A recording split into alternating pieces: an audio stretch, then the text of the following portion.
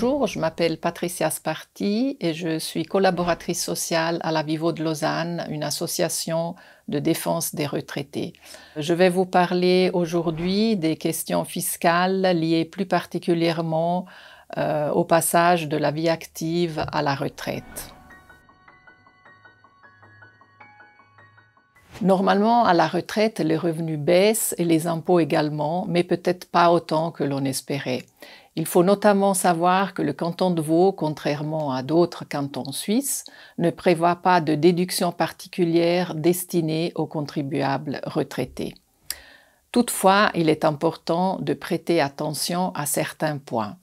Pour commencer, il faut savoir qu'une fois devenu bénéficiaire d'une rente de vieillesse, anticipée ou non, tout le monde remplit une déclaration ordinaire et ceci indépendamment du permis de séjour. Plus d'impôts à la source pour les rentiers. On regarde deux exemples. On regarde d'abord la situation d'Antonio, qui est une personne seule. Son revenu annuel passe de 56 500 francs en emploi à 42 339 une fois à la retraite, ce qui correspond à l'addition de l'AVS et du deuxième pilier.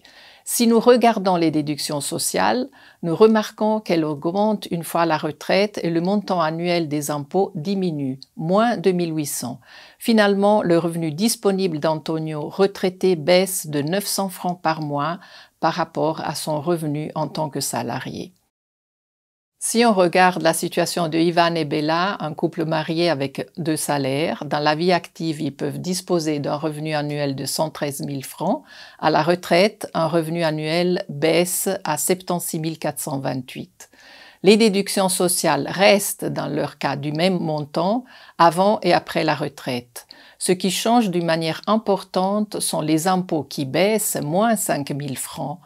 Le revenu disponible baisse quant à lui de 1 400 francs par mois, ce qui veut dire qu'il dispose de 4 890 francs par mois pour les deux.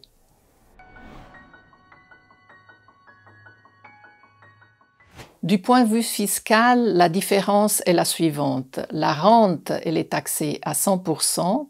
En revanche, le capital est taxé séparément, sans déduction, mais au tiers du taux. Dans le cas où vous décidiez de prendre le deuxième pilier en capital, vous allez payer moins d'impôts.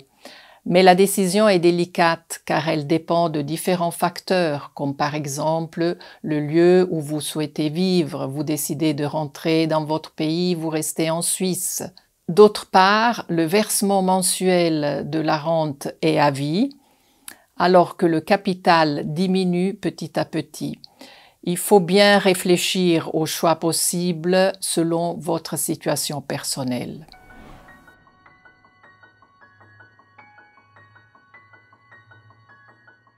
Voilà, celui-ci est bien un des points délicats.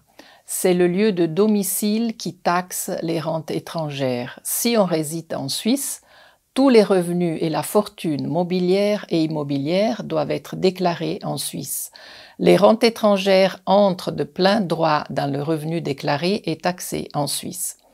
Par ailleurs, il faut prêter attention à l'influence que l'augmentation du revenu imposable, à cause de la rente étrangère, peut avoir sur le droit du retraité aux prestations sociales octroyées dans le canton.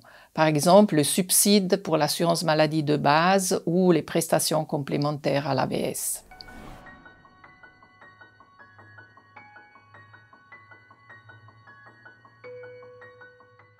Oui, la législation suisse en matière fiscale considère obligatoire de dénoncer tous les biens à l'étranger de la part des contribuables résidant en Suisse.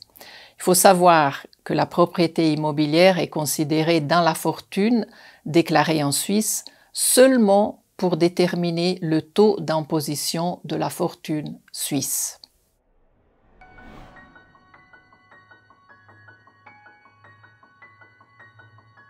Alors, cela dépend des accords bilatéraux entre la Suisse et le pays en question.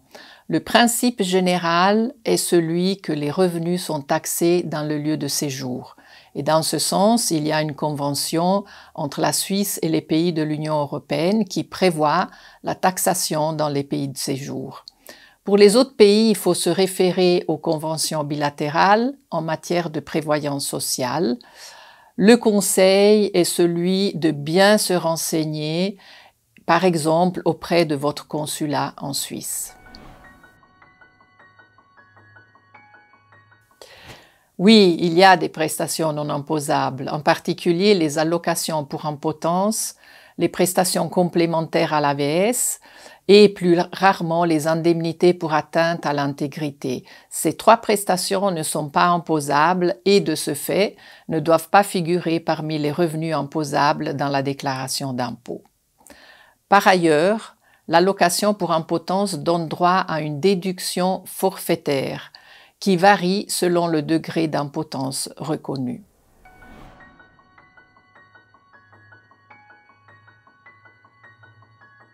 Il y a des déductions à ne pas oublier, et puis elles sont dans l'ordre les cotisations AVS pour les personnes en pré-retraite, par exemple, la pension alimentaire versée à l'ex-conjoint ou aux enfants mineurs, les frais médicaux et dentaires, les frais liés à un handicap et les dons aux institutions d'utilité publique ou bien aux partis politiques.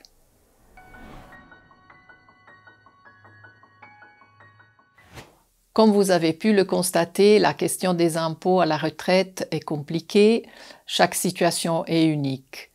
La Vivo est là pour répondre à vos questions et vous aider. Vous pouvez nous contacter par téléphone ou par mail, on va vous fixer un rendez-vous. À bientôt!